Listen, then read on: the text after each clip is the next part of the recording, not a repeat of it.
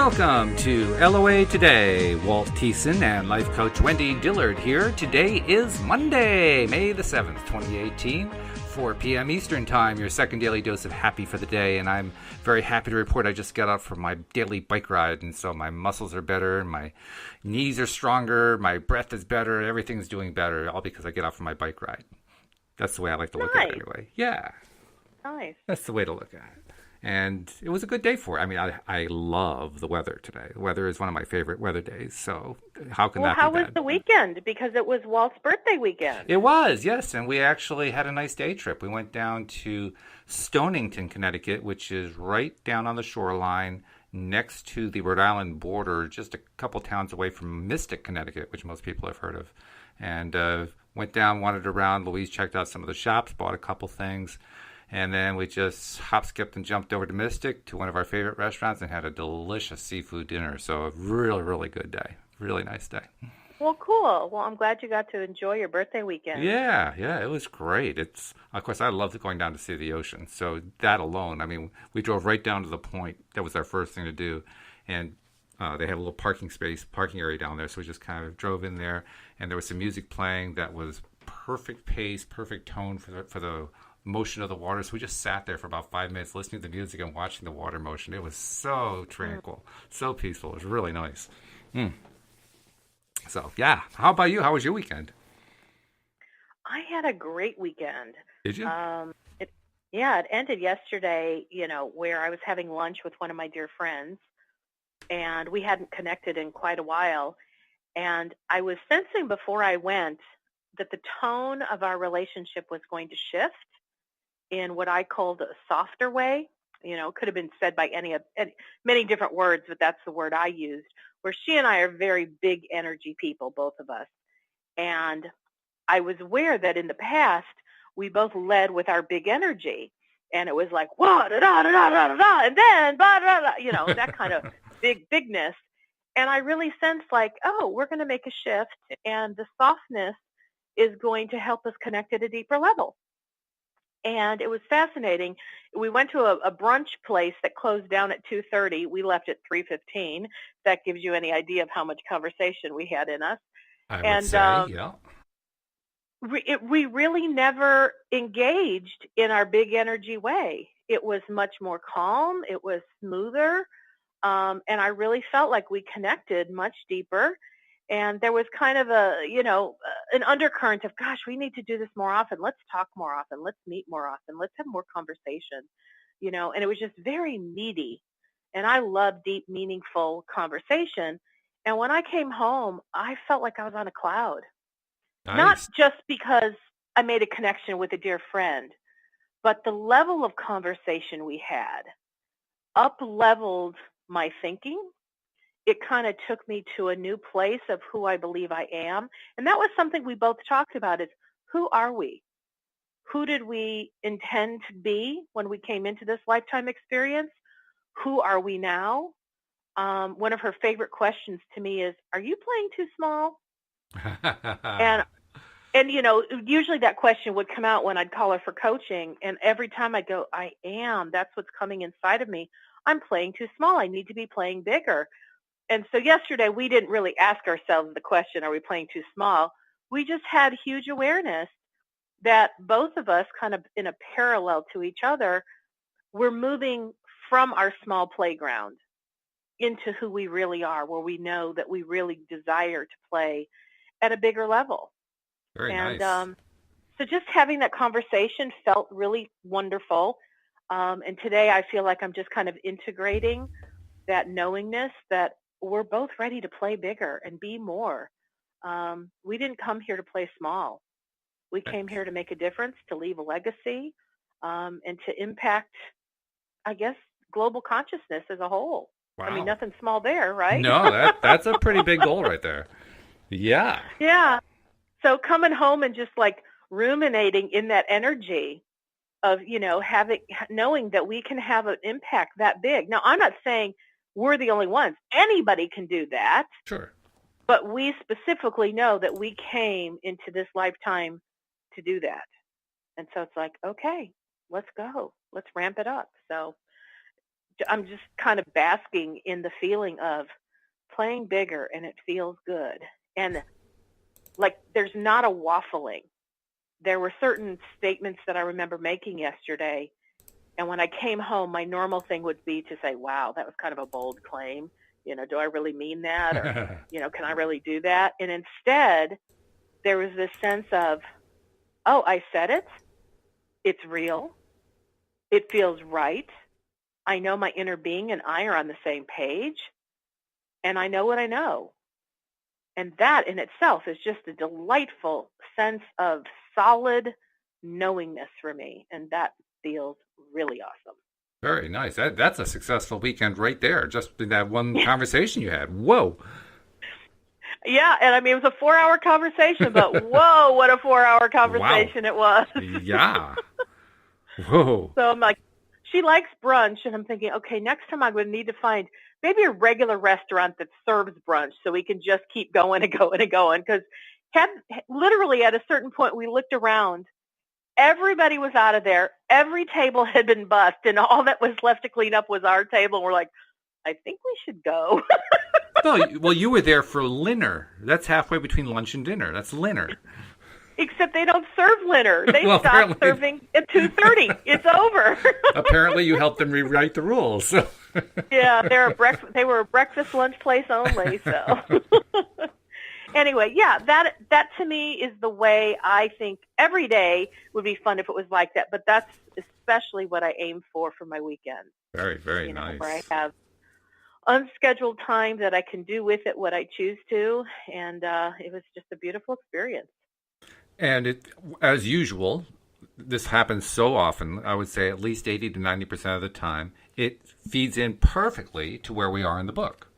Because we're talking in the law of attraction, the basics of the teachings of Abraham.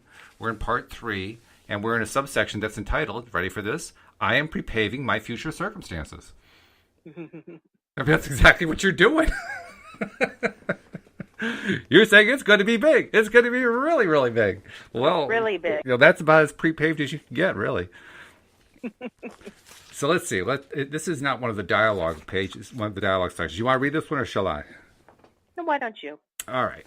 It says, often people will say to us, well, Abraham, I have to offer action. I can't just sit around and think today. And we agree that your lives are underway and that they do require action. But if we were standing in your physical shoes, we would, today, begin to offer as much deliberate thought about the things that are important to us as we could. And when we found ourselves thinking about things we do not want, thoughts that are always accompanied by negative emotion, we would stop and make an effort to find a better feeling way of thinking about that. And in time, things would begin to improve on all subjects. Let us say that you are walking down a street and you find a big bully, by your estimation, beating up a smaller person. Some sort of action is required right now.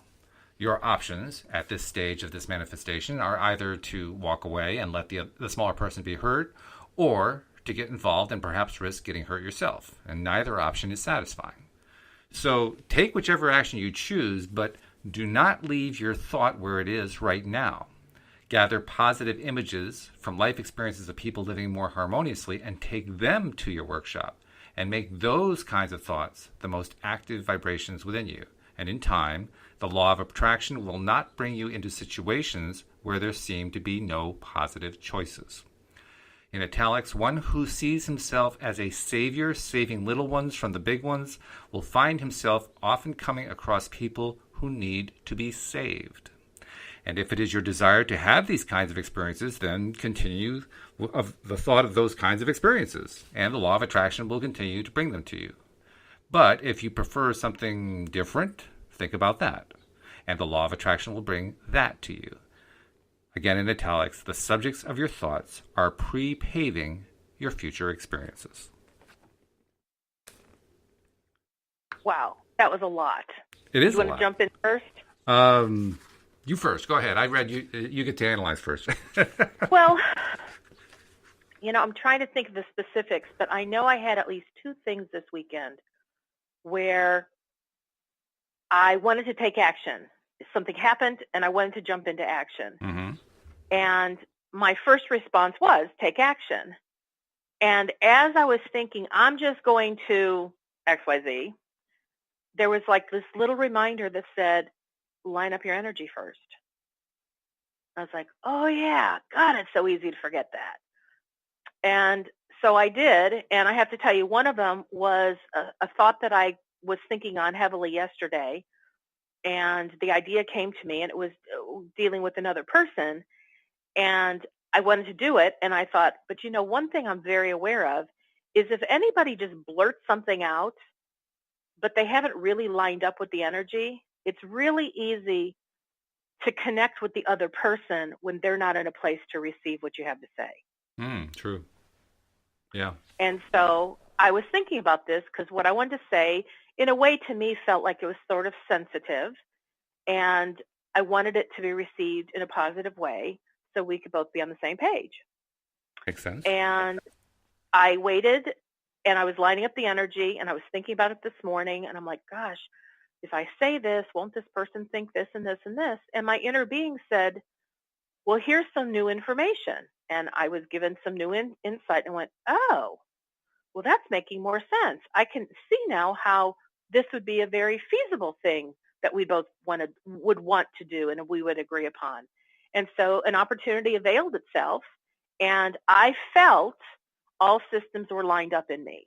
In other words, I'd made a decision about what I wanted to say. I had given it consideration. I no longer had any concern. And that to me is how it felt like all systems were green or go. And so I brought up the conversation, and it was very well received. And I'd say we're both on the same page. It didn't do anything to, put a dent in our rapport. And I went, wow, that was a really good experience because I didn't just jump to action.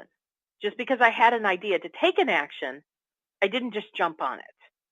Instead, I allowed myself to get clear, because here's what I think I'm really coming to understand in a way that is very solid in me, not just an idea, is that when I'm really clear on what it is I want to say or do, it's kind of like if anybody wants to challenge me, they can, but I feel like I'm on such solid ground now. Mm-hmm. Whereas, like, I had another situation where somebody made a suggestion to me, like, well, you should tell so-and-so this, and you should do that, and blah, blah, blah. And I agreed with what the person was saying in essence. But simultaneously, I felt like, well, I can't use this person's stuff as my argument because I barely even understand what she's saying. It's like I understood it at the core, but I didn't understand all the scientific evidence that she was providing me. Does that make sense? Yeah, I think so. Sure. And so the science was like something she'd studied, not something I'd studied. So for me to try to use her scientific things as evidence to somebody else that I'm wanting to use this as my proof why we should do blah, blah, blah, felt uncomfortable. And as I was pondering that, what my inner being was kind of saying is because that's not your information. Mm-hmm. And if you want to line up, you have to get your information. And I got very different data for my inner being, but once I had it, I felt solid. Which is good. And I think that's the perspective that, as we've been reading day after day, we've been talking about, make a decision and then line up the energy. But it's one thing for somebody to hear that information, but it's a completely different experience when you live it. And like today, I lived it. Mm. Like, ooh, that was really nice. Because now that experience has been locked into my body as a solid way to conduct life. Right. And not so just to conduct life, but also to relate with somebody else. Because what you did is you took a situation that you kind of were concerned beforehand might have been something that could have gotten a little out of hand. Not only did it not get out of hand, it turned into something fantastic. I mean, that's a great result, and it's one to be noticed. And so that's all about make a decision and line up your energy before you take action. Now, I do want to throw in one piece, and this is a piece I picked up from Joel, and I think I kind of agree with him now. A lot of people I've found will get very Abrahamish if you suggest that at any time it's appropriate to line up yourself after you've begun to take action. But the exception that Joel raises, I think, is really an excellent exception. And that exception is if you're in a really low place, you probably can't reach a high place right away. I mean, that's a pure Abraham point, that you can't just jump from depressed to exhilarated all in one step. It's too big. It's just you can't do it. Right. But there is something to be said for using action as a way to kind of get yourself going and get your emotions going and get things shifting around. So what Joel advocates for somebody who's in a bad place is start taking action. Then as you're taking action, start looking at the alignment. And as you take alignment, take a new action. And as you take the action, look at the new alignment and make them co-creative in a sense. Make the two of them work together that way. But not be so concerned about, oh my God, I didn't do the alignment before I took my action. I started doing the alignment right after I took the action. I don't know. While you were telling that, I almost heard that was exactly what I was saying. It's just like if you're at such a low point, instead of just staying at that low point, if you just choose to do something, if the idea comes to do something, very possibly that was you getting an aligned, inspired action. Mm-hmm. Yeah. So Joel was talking in other words, also. If the impulse comes from within mm-hmm. to just do it, mm-hmm. chances are you're already aligned, and that's where you got the impulse from. Well, Joel was also talking about when he's working with somebody in a therapeutic context who's in depression. He'll also urge action before he knows that person has actually gotten into alignment, just to get him off the dime, so to speak, just to get something going, and then the person takes their first step and it fails, and Joel says, okay, now let's get this into alignment better, and the next step fails less, and he just keeps working away with him until he finally gets to the point where he's in a good place. So he uses it in a therapeutic context as a combination of the two factors.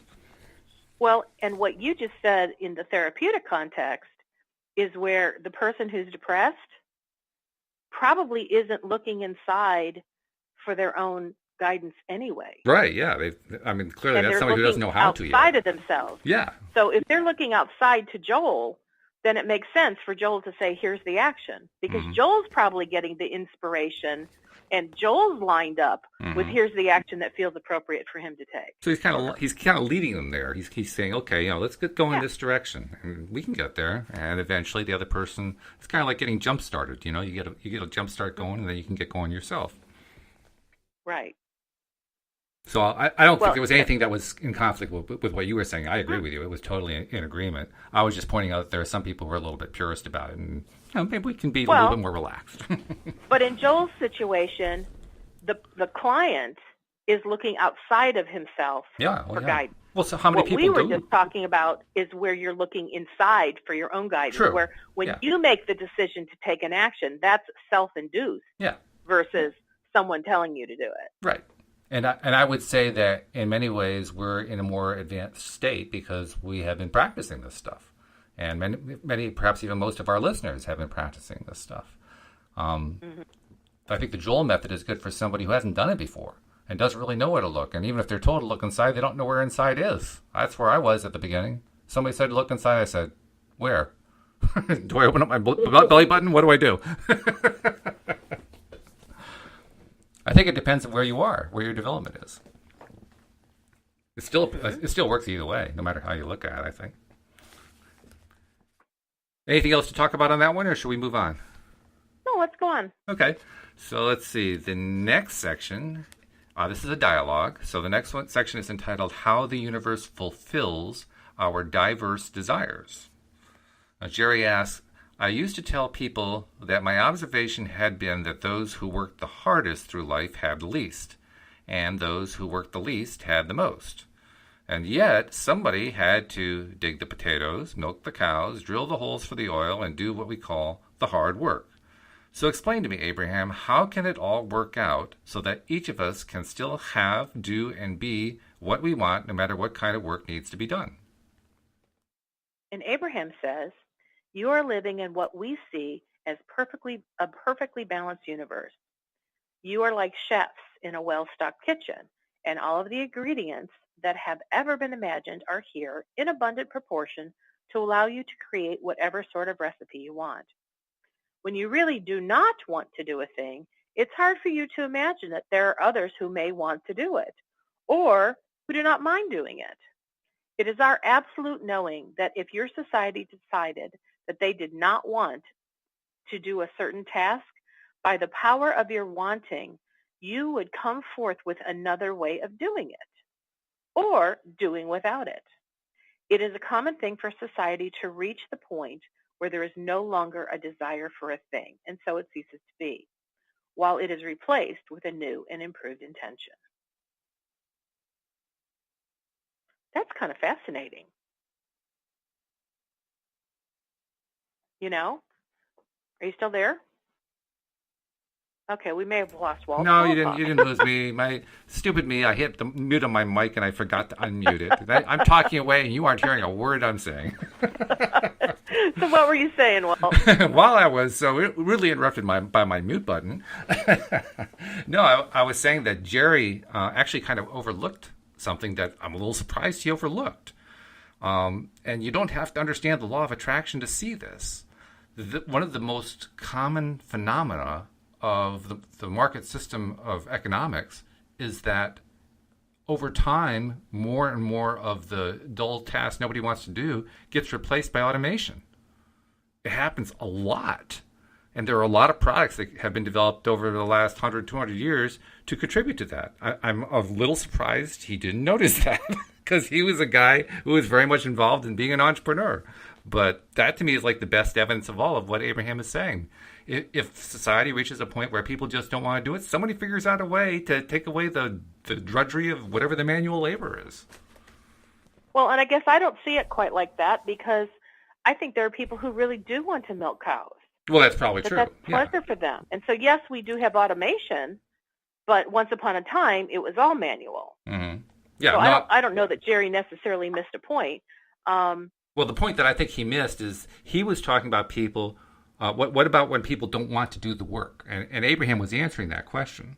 But my point is, if there are people who don't want to do the work anymore, that's when the automation tends to step in. That's when people tend to develop new ways of doing it. Or things literally become obsolete. That also happens, sure. Mm-hmm. Yeah. I mean, like, there probably used to be street cleaners who had to shovel up the manure from horses. Yeah, that's true. When the horses were, tied to a rope in front of a merchant. Well, a street cleaner used to be a guy pushing a push broom. Literally. That's what a street cleaner was. But then what became obsolete is we stopped having horses being the mode of transportation up and down the streets when we started getting motor vehicles. Mm-hmm. And we had a machine that would also sweep up the street as was going along. Yeah. So we had both. Yeah. So some of those jobs became obsolete. But I think one of the other things is, like, if I personally would never in a million years want to clean out the sludge in a sewer. That sounds disgusting to me. I found it fascinating when I was watching the show Undercover Boss. Mm-hmm. There was some company that had to do just that. Mm-hmm. Like, people were wearing these, really thick rubber waders that were like halfway up to their chest. They almost looked like overalls. Mm-hmm. And they were walking through these vats of sludge that were so huge, it almost looked like an Olympic swimming pool. Yeah. Mm. And they were like stirring up the sludge. And what blew my mind is the individuals that were doing it took such great pride in what they were doing. They really liked their job. Good for them. And I had to just say out loud when I watched it on TV, bless you. You are doing a job I do not want, but it is service that I benefit from. Yeah, right, sure. But I find it in this very diverse world we live in, there are people who are willing and wanting to do many things that another part of society would never even consider wanting to do. Very true. And so just because you or I have a particular desire or preference of what we would or would not want to do, it's amazing how there are people who will always be on the opposite side. Mm-hmm. Oh, yeah. And want to do the very opposite of what we want. So I never am concerned what if somebody doesn't want to do what I don't want to do, because I know that there's somebody who's willing to do it. Either that, or else somebody's going to automate a process because nobody wants to do it anymore. One or the other, or it's going to become obsolete. So one way or another, it's going to get resolved. I agree with you. I don't think it's ever going to be an issue. But I guess I was just surprised at Jerry. But that's okay. It's no big deal. So in our next section, what? Well, I was going to say, I think about as I've gotten chronologically wiser. You like that better than older. As I've gotten chronologically wiser, there are certain things that once upon a time I did because it's just what I did. And I actually kind of liked it. Like, I really like to clean my house. I really like to do some of the dirty tasks. And then there has come a time in my life where I've hired somebody to clean my house. And I appreciated that there was somebody willing to do that, and I was happy to pay them for it. And so it really was a win-win. You know, Sure. Every now and then I don't mind cleaning my house, but I really like it better when someone else does. It's more fun for me. I have it right in my family. I mean, my wife has a gardening service business. The one thing that I absolutely detest doing is outside yard work. Gardening, forget it. I have no interest in doing it at all. And yet we have an entire really. And yet we have an entire team of people who love doing it. I mean, to them, it's a great thing, just being outside and helping things grow and so forth. And I say, well, thank you very much. Well, and you know, in the neighborhood I live, there are many two-story houses, and I see, like, probably about 5 years ago, it started to be time where people's roofs were needing to be replaced. Because, like, my house is 13 years old, so, you know, it doesn't surprise me. And with the Texas wind and the Texas heat, our roofs start, you know, deteriorating pretty easily. Yeah, especially heat. So anyway, so I started to watch roofs being replaced, and I would just be amazed at how the men, and I say men because I didn't see one woman doing it, so I'm not being, you know, racially profiling here or anything, but it's like I'd see these men on the roof standing at these weird angles. Oh, yeah. All day long, bent over in the Texas heat, you know, working with, you know, sticky, heavy stuff. And I remember watching this one guy from the ground level. He had this tall 2-story ladder with like this huge package of shingles over his shoulder while he's walking up this ladder. And then he gets to the top and he throws the shingles off his shoulder onto the roof. And then another guy comes and picks up the packet and he goes back down and does it again. And I'm watching this going, oh my goodness, you could not pay me enough to do that job. And yet I could tell that these men really were having enjoyment. I could tell they enjoyed the heat. I could just tell. You always can see the one who's like, I'm bored, I want to go home. Right. These guys were so into it. Yep. And I'm like, wow, it really does take a variety of different people to make our world work. And I was so grateful, even though they weren't even doing my roof. I was just grateful that there were people who really enjoyed that kind of work. It's like, yay. Well, here's another story, same line. When Louise got her new office for the business, and I helped get the office, and you know, we did it together. I was the one who arranged to get in the furniture and to get the internet service and telephone and all that kind of stuff. And when the guy came from the local internet company to install the internet connection, I got into a conversation with him. Really nice guy, and he was telling me about his experiences. And he tells me that because he has to crawl into all kinds of crawl spaces, because he basically works for the phone company, it's the same guy. He has to crawl into all kinds of crawl spaces because he has to find where wires go and where junction boxes are and all this other stuff. And he says he'll go to a home and he'll see where like a wire is going in near the roof of the house or something like that. And there's something he has to open to get inside of it.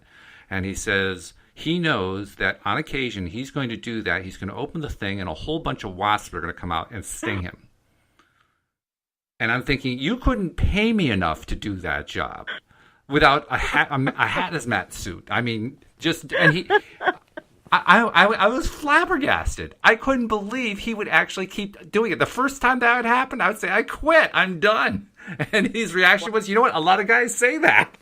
And I said, why do you keep going? He says, I like the job. I'm thinking, wow. Wow. Holy That cow. is pretty amazing. Yeah, That so is just darn underlined your amazing. point, really.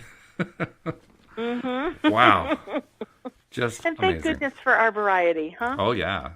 Yeah. Variety is wonderful. It truly is. Okay, so let's keep going.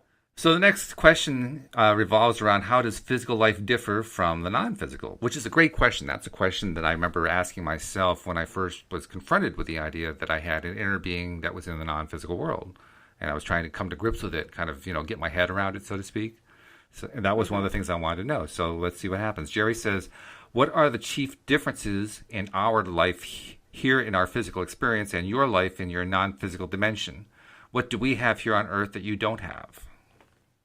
Abraham says, since you are a physical extension of which we are, much of what you experience, we do as well. We do not allow ourselves, however, to focus on things that bring you discomfort. We are more keenly focused on what is wanted, and therefore we do not experience the negative emotion that you experience. You have the ability to feel as we feel, and in fact, when you are in the mode of appreciation, for example, or love, the very emotion that you feel is your indication that you are looking at your current situation in the same way that we see it. There is no separation between what you know as the physical world and what you see as our non-physical world. However, in the non-physical world, our thoughts are purer. We do not push against what is not wanted. We do not think about the lack of what is wanted. We give our undivided attention to continually evolving desires. Your physical world, Earth, is a nice environment for fine-tuning your knowledge. For here, your thoughts do not translate into an instant equivalent. You have a buffer of time. As you set forth your thoughts of what you want, you must become clear enough that emotion comes forth before you begin the attracting process. And even then, you must allow it and expect it into your experience before it manifests. That buffer of time provides you with much opportunity to be clear about how desirable the thought feels to you.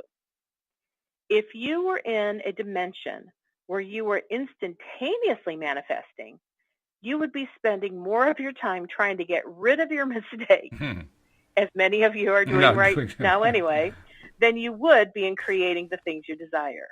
Yeah, that's true. It's really kind of cool that each day as we've been doing the show, one of the things I've been aware of in my own personal process and my own evolution is understanding the different stages that manifestation has taken place for me, especially in the area of Project X. So much so that I remember saying to you a long time ago when I started this, that one of my intentions would be that once I've fully manifested Project X, I would have a roadmap by which I would be able to frame any future deliberate creation. And when I say that, it's like right now, not that, of course, I've been using law of attraction for years, but this is the first time I'm doing something where I'm starting from scratch and I'm paying attention to how it's showing up and what the steps and stages are in between. And as I've discussed, there have been a number of stages I've been in that have been uncomfortable. Sometimes I found out it's because I was in uncharted territory, so I had just never experienced it before, so it felt different or unfamiliar. Sometimes I was in a place of distress because I started to go into doubt, worry, or concern, and that's when I was finding out, that's because there was some level of resistance that was in my way. Right. But each step that I've been taking, I've been finding that there's kind of, it's starting to feel like it is becoming a roadmap for me.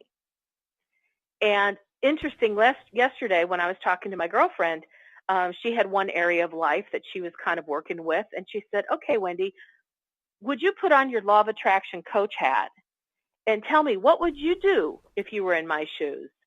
And I giggled and I said, I'd say phone a friend and I'd call you and ask you what you'd do. And she looked at me and I said, no, really, let me think. And boom, I fed back to her the roadmap of what I've been experiencing. And when I did that, she went, got it. That makes so much sense. Thank you. That's what I needed to hear. Good. And I'm like, wow, this is cool. I really am getting like this solid roadmap. Yeah. Okay, now why am I, there was a very specific reason why I was talking about that. We just read, it had to do with what we were reading. Buffer of time?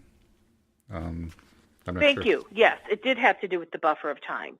That because we don't manifest things that are big, especially instantaneously, there have been many buffers of time. And I've recognized that each time I've run into a bump or something I didn't know what to do with, I was actually grateful for the buffer of time, because each time I'd run into, let's say, a place of unfamiliarity, I could get some insight from my inner being. And while I sat in it longer, it became more familiar. And then it wasn't unfamiliar anymore. And it's like, oh, this is becoming more normal. But I was getting new clarity on what this felt like. And then if I run into a bump where I hit a big pocket of resistance, the pocket of resistance helped me to get new clarity. And so I'm kind of coming to recognize that rarely, at least in my case of Project X, I didn't know completely what it was going to look like when it's done. I still don't. Little by little, I am working on what I want it to feel like, and I am getting more insights each day, new images, new ideas as to what it'll feel like. But it's kind of fascinating because, yes, I started out with, I want to create new income streams, or streams of income for me where I will be wonderfully successful, and I'll be doing something that I absolutely love and adore that will wake me up every day with an excitement to jump into my day and do the thing I love. Well, that sounds nice, but that really is pretty general. Oh, yeah. In terms of, well, considering where you were, that makes sense. You were in a place that you needed to start general, so of course it was. Right. I mean, somebody who has architecture as their love, they could say the exact same words that I say, even though I'm a life coach. Somebody else who, is on Wall Street and loves to create hedge funds could say exactly the same goal that I said. It's just that for them, it would look very different on their outcome than my outcome. So, I started general, and I kind of sense that the buffer of time helps us to iron out the specificity of what it is we really desire. Yeah, sure. And so oftentimes I've heard, people say, but I want it now. And I hear Abraham saying, you only think you want it now. Because with the lack of clarity that most people have when they say they want it now, what would show up would not be to their satisfaction. Yeah. And I think that's the point that Abraham is trying to make. And they're not saying, come on, children, be patient. But they're saying, you do not know that which you really are asking. Well, I also didn't know what I was reading when I first read this, because I can remember back reading this section and other similar stuff they'd written, and coming to lines like the second line in their answer, and kind of like, folding my arms and scowling, because what they wrote was, we do not allow ourselves, however, to focus upon the things that bring you discomfort. And I'm thinking, oh, well, excuse me for breathing. How unsympathetic they are. Yeah, I mean, what's wrong with you?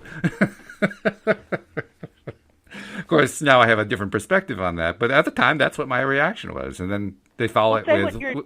What's your new perspective? Well, let me finish this thought, and then I'll come back to that. Oh, okay. What they followed up with was, we are more keenly focused upon what is wanted, and therefore we do not experience the negative emotion that you experience. And so I said, oh, well, all right, I'll let you off the hook on that one. Kind of reluctantly, if you know what I mean. Now, when I read that in answer to your question, when I read, we do not allow ourselves to focus upon the things that bring you discomfort, I'm actually grateful for that now. Now that I understand it better, now that I've lived with it and sorted it and tossed it around my head and talked about it with you and other co-hosts and so forth, I now understand I actually wouldn't want them to be focusing on anything that'll bring me discomfort, because all they'd be doing, or my inner being is a part of me. All my inner being would be doing would be helping to reinforce more discomfort. I don't want that. So I'm glad that they don't focus on that. I'm glad my inner being doesn't focus on that. It makes life a little bit easier. Isn't it nice to know that our inner being stays purely focused on that which we desire at all times? So when we fall off the rail, at least they're holding on for us. And then they pull us up so that we can get on board again. But fact, you're right. If they jumped where we jumped, we'd be screwed. Well, that's the way I felt for so many years. It wasn't until I got the idea that I'm going to rephrase that because it's we. I want to keep reminding myself, my inner being is not this other person. My inner being is part of me. So when I keep focusing on what I most desire from my non-physical perspective, I'm grateful to myself for doing that. I'm really glad that I do that, even if I wasn't aware that I was doing it, because boy, oh boy, does it make life easier to navigate. If I, in my non-physical side, was focusing as much on the discomfort as I was on the physical side, like you said, I'd be screwed. Then there'd be no way out. And that's what I thought it always was. I didn't really think in terms of there being, an inner me. I didn't really understand that concept at all. But I figured whatever was inside me, half the time they were, working against me. So that's how I ended up being in the bad place that I was in the first place when I first discovered the law of attraction. I figured, okay, well, that's what's going on there. It wasn't until I learned later on that, no, that's my inner being, and my inner being is actually looking on my best side, that I figured, oh, well, that actually provides some stability. It does, and since our inner being, like you said, is us and constantly holding a positive vibration, it's only when we are in opposition to what we really desire do we have a gap in our perspectives. And that gap is what causes emotion to occur. Exactly. So when the broader part of us, the non-physical part of us, is thinking purely on a subject, and we're not, we're kind of off in the weeds thinking something negative about it, that negativity is our indication that we're not thinking the way our broader self is actually viewing the situation. But to your earlier point, that if our broader self followed us wherever we went and was like, oh, yeah, this feels crap. Yep, you're right. It really feels like crap. There would actually be no negative emotion present because both parts of us, the physical and non-physical, would be thinking the same thought. And if we're thinking the same thought, there's no deviation in vibration. There would be no reason for you to feel negative emotions. Well, now I have a better idea of how it is somebody could walk in with waiters into a bucket of crap. Because they wouldn't perceive it as being a negative situation. They'd perceive it as a positive situation. Yeah, look at how they're helping the community get clean water. Everybody would die if they were drinking the crap that was in those giant tanks of sewage. Oh, no kidding. Absolutely, yeah. Yeah, wow. Very much so. Oh, it is an amazing universe we live in. There is no doubt about it. We have about a quarter of the show left. I think we can do this other section here because it's pretty short. What do you think? We can. All right. Yeah, let's. So this one's entitled, What Prevents Every Unwanted Thought from Manifesting? I think we know this one, but we'll do it anyway. Jerry asks, what is it in that buffer of time zone that culls out the unwanted from our thoughts before they... Boy, this is a tough one for me to say. That culls out the unwanted from our thoughts before they physically manifest. And Abraham says, in most cases, it is not culled out. Most people have a little bit of things they like and a little bit of things they don't like. Most are creating almost everything in their lives by default because they do not understand the rules of the game. They do not yet understand the laws. But there are those who are coming to understand those eternal universal laws, and by that we mean that they exist even in your ignorance of them, and they exist in all dimensions. For those people, then, their awareness of the way they are feeling is what makes the difference, so as to which of their thoughts they manifest. I like particularly that phrase, because they do not understand the rules of the game. And how many of us have gone through life saying, why doesn't life come with a rule book? Well, guess what? I'm holding the rule book in my hand. How nice to know there actually is one. See, now, I remember, and I have no idea where this scripture is, but I do remember learning this somewhere in my Christendom, that all truth is was like imprinted on the tablets of your heart. Mm-hmm. Sounds familiar. And interestingly, even when I left Christianity, I took that with me. Like, that was something I resonated with as truth, Mm-hmm. that all of us were born knowing truth. Now, we can be trained away from truth. We can be pulled, prodded, yanked away from truth. But nonetheless, truth was imprinted in our DNA. So when we're looking for a rule book, most of the time we're actually looking outside of ourselves, because a book you hold outside of your physical body. Which I'm doing right now. But I'm thinking, I believe the rule book was actually written within us. But when we are socialized, we are taught how not to look within. We're taught to look outside of ourselves and ask our parents and our teachers and our older siblings and, the policemen and all sorts of other people. Through other people doing it, we watch what they do, and then we do it too. And yet I believe all truth is written on the tablets of our hearts. That's maybe an artistic, poetic, scriptural way to say it, but I believe that truth is within every cell of our being. Yeah, the only problem was that inside of my heart it was written in Sanskrit, and I didn't speak Sanskrit, so it was a little difficult to understand. Oh, Walt. So for me, I know my lifetime journey has been a journey of learning to go inward, because it was a default position that I continually looked outside of myself for truth, for wisdom, for knowing what to do, how to live, how to behave, how to think. And every time I really aligned with my inner being, even though I wasn't knowing that's what I was doing, my inner being always brought me back to what do I know inside? What does my gut say? What does my inner knowing say? And so I do believe that we did come into this world with a guidebook. It's just that it's not outside of ourselves. And so for everybody who's looking outside, no wonder they think they can't find it. Well, it's a valid point that you're making, and to add to the validity, we were trained not to look inside. We were trained to look away from there in many ways. And then on those occasions when we were encouraged to look inside, we were only encouraged to look for certain things that the encourager wanted us to look for, and not for other things like, the rule book. Don't look for the rule book in there. It ain't in there, guy. I mean, it was never actually said that way, but that's what it all added up to. It's kind of like the ultimate telephone game. I mean, every one of us played the telephone game when we were younger, where one person starts out by saying a phrase or a thought and whispers it in the next person's ear. Mm-hmm. And then that person takes what they heard and whispers it in the next person's ear. And it's a fun game when you have lots of people, because if the circle is like 12 people, by the time the last person has heard the story, it's so distorted. It's unreal. Yeah. And to me, that's what socialization is. Good point. Yeah. It's the passing down of a story time and time and time again. And you and I both know, you could tell me a story, and what are the chances I'm going to remember it verbatim? Slim to none, because I don't have an eidetic memory like that.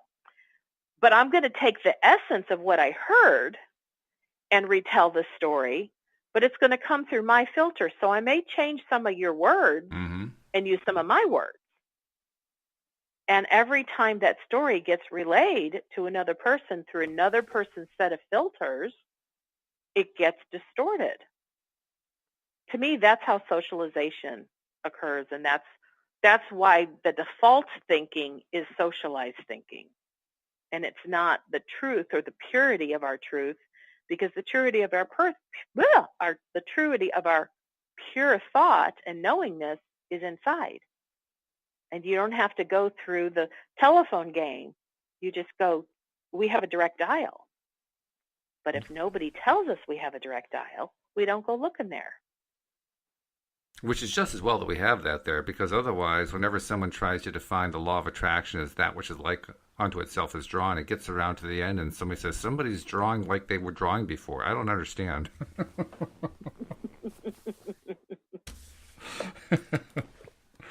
Yep. So, let's see. We've got about 10 minutes left. I think we can get another one. And we're moving along pretty quickly here. Of course, these are fairly easy ones, but still. The next one says, shouldn't I visualize the means of manifestations? Jerry asks, Abraham, when we're visualizing or thinking about something that we want, should we be looking at the means, or the how, of obtaining it as well as whatever we want to obtain? Or would it be smarter to just visualize the final result only and let the how more or less take care of itself? And Abraham says, if you have already identified that which you participate in, I'm going to start over. If you have already identified that you want to participate in the specific means, then all you have to do is to give your attention to it. The simple key is knowing whether or not the simple key is knowing whether you are not specific enough or too specific by the way you feel. In other words, as you're in your workshop, the specifics of your thought will bring forth enthusiasm or the positive emotion. But if you have become too specific before you've collected enough data, then you will feel doubtful or worried. And so recognizing the balance of your intentions is a matter of paying attention to the way you feel. Be specific enough that you feel positive emotion, but not so specific that you feel negative emotion. When you speak of what you want and why you want it, you usually feel better. However, when you speak of what you want and how it will come to you, if you do not right now see a way that it will unfold, then that specific thought will feel worse. If you speak of who will come to help you, when it will come or where it will come from, and you don't have any of those answers, then those specifics are hindering more than they are helping. It really is a matter of being as specific as you can while still continuing to feel good. Yeah, that's a good point. And it's one that I think leads, the lack of understanding of it leads a lot of people to ask questions that demonstrate they don't fully understand. That, simply it's about how you feel. So that anytime you're trying to decide how much detail should I include, should I put a deadline in, should I paint a very specific picture or should I make it a general picture? What's the best way to do it? Should I insist that it's going to show up next week or next month, or is it okay if it comes 10 years from now? How do I do that? And it's all because they've forgotten the feeling component. They just left that part out, but they don't realize it. And we all do that. I've done the same thing. We forget about the feeling component. Amazing. Well, and I know that, like, when I'm working with somebody, friend or client, and they'll say, well, here's what I want. And they tell me, here's a kind of a generic something, but I've heard it said, I want a red Ferrari, and they tell me the year, the make, the model, and they want to get it for a certain price, and they want it by a certain date. And then I say, okay, so just kind of curious, how much money do you have that you can actually afford that? Oh, nothing, not at all, but I'm going to use the law of attraction to get it.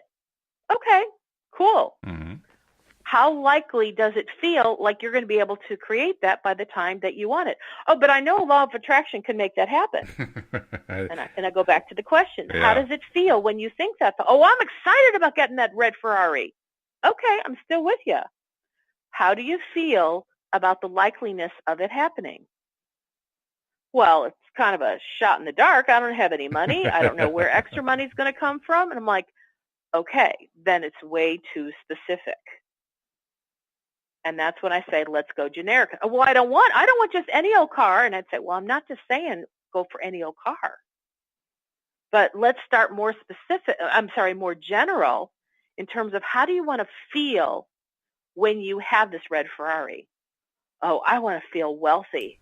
I want to feel like I can drive at top speeds, smooth, and it goes 0 to 60, in like 2.4 seconds. And I want to feel that sense of wind blowing on my face and, just power, in my hands and on my feet. Like, okay, cool.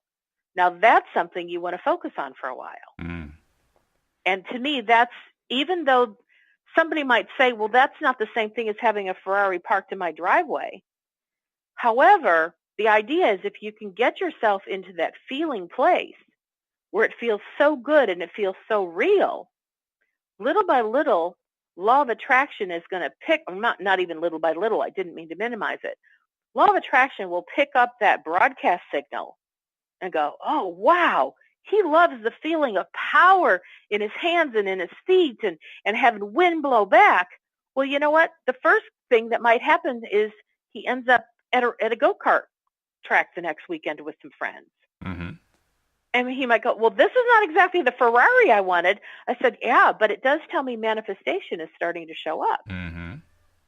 Because you started to get the essence of some of the essence of the feeling. Right. Keep focusing on that feeling. And, step by step, the more a person is willing to stay grounded in that feeling, more specific ideas will come because it has to. It's a law. But if the person gets really specific about what they want and they really don't have any belief system that supports they can get it, then I call it wishful thinking. And we don't get what we wishfully think about. We get what we feel is the next logical step.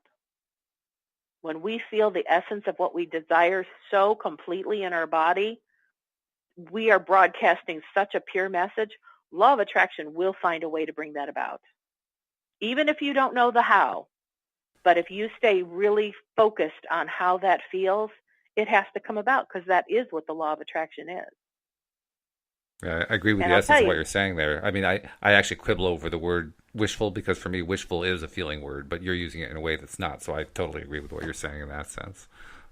But yeah, it's all about the feeling. And the thing that I've noticed most of all in my own attempts to visualize and to put myself into that feeling place is, especially early on, when I am just starting to formulate whatever the thing is, I notice really quickly what I would call the holes in my feeling process. Like if I try to describe the entire visceral experience of feeling, whatever is involved in having X, I find that I can visualize or I can imagine certain pieces of it, but I can notice that there's whole large sections that I haven't filled in yet. And I don't know necessarily what to fill it in with, which is why it's so important to develop it over time so that I can have the time to fill in and make it a more complete feeling picture, if you will. Does that make sense? Well, I like the idea that you just brought up a picture because it makes me think of a jigsaw puzzle. Yeah, kind of. It's kind of the same thing because you're filling in the picture with little jigsaw pieces. Right. We could probably even use a jigsaw puzzle as a metaphor for deliberately creating something. Because in the beginning, we might just have how, at least when I did jigsaw puzzles, I would put the border pieces together first. Mm-hmm. So you create a framework for your desire to go in, but you don't really know what it's going to look like because you haven't started putting the pieces together. Right. But then let's say it's a picture, of a lake and a beautiful house and a boat. It's like, so you put all the puzzle pieces together that are going to be part of the house, the lake house, and you start putting those together. Well, if you have a vision for living on a lake and having a boat and having barbecues with your family, maybe the first step is to look for the property on which to build the house. So maybe first you just start with the land, but not always do you just start out with, you think the thought one day, and then the next day you're in a house on a lake with a boat and everybody is there at your barbecue and somehow the food was already prepared. It doesn't happen that way. No, it doesn't. But unfortunately, we're going to have to leave the framework there because we're completely out of time. But it's been a pleasure, and let's do it again tomorrow. What do you say? All righty, let's do it. And we hope that you come back as well next time here on LOA Today. Goodbye, everybody. Bye-bye now.